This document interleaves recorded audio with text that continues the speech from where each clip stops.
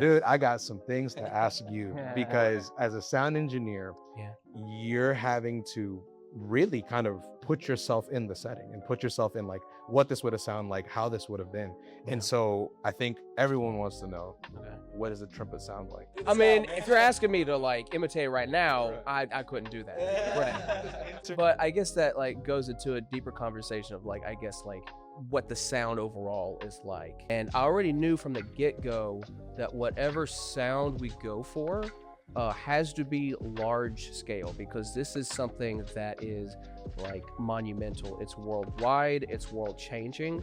And so you have to have that epic scale, whether it's Darius's timeline or with John witnessing all the stuff that he sees in Revelation. Either way, there's a very big sound. It has to be, you know, earth shattering in a sense. And you have to like feel it. With whatever track I end up using, I have to like search out that feeling. Give us a scope of your process. So like, let's say, where does your mind go? How does your process start with trying to pick out the right sound or the right frequency or the right caliber of like of what the tone would be?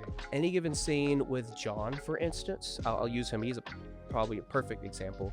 Whatever scene there is, normally associated with him is naturally at some level. Either way, we're trying to convey that grand scale of what he's witnessing and the spiritual weight of it.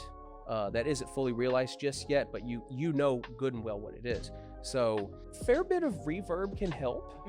I'll be honest there. The right kind of reverb and enough of it, that alone sells it. If you add any drums, I'm not usually big into adding drums, but if you do, they have to be booming, and you have to feel it. You know, low and not too loud to, you know, go over everything else.